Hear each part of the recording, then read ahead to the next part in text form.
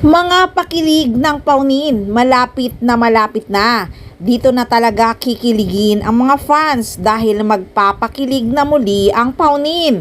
Dahil tuloy na daw ang ABS-CBN Ball 2023 na naantala dahil mahirap daw pagsama-samahin ang mga sikat na artista, lalo na nga daw ang mga contract star ng Star Magic.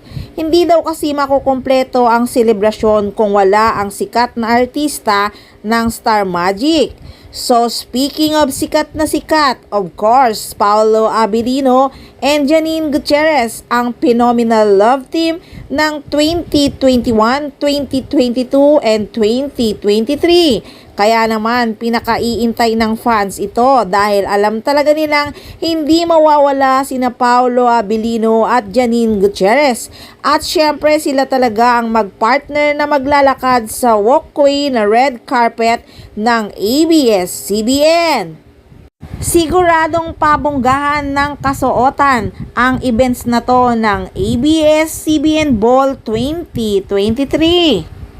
Siguradong lulutang na naman ang kagwapuhan ni Paolo Abilino at kagandahan ni Janine Gutierrez.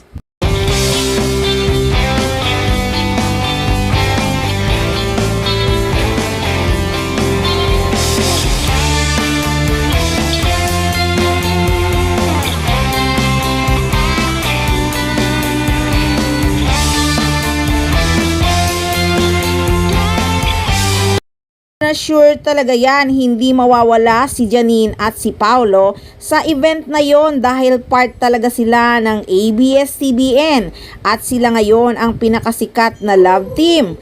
Kaya mga fans talagang excited, syempre makikita nilang muling magkasamang dalawa na sweet na sweet. Sa kasalukuyan, update ng Paunin, tapos na nga ang shooting ng linlang ni Paolo Abilino. Kaya naman si Pau panay lang ang workout at paglalaro sa kanyang favorite na game. At si Janine naman ay busy sa mga photoshoot. Medyo relax sila sa ngayon dahil may show pa sila out of the country. Si Paolo sa Milan, si Janine sa California. At pagkatapos, relax uli silang dalawa dahil may pasabog or surprise dahil gagawin na nilang pelikulang nakahanda na noon pa man.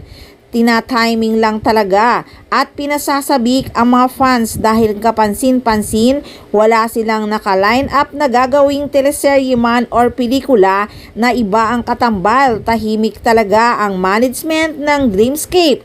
Kaya stay tuned mga fans, dito lang sa Maarteng Machika!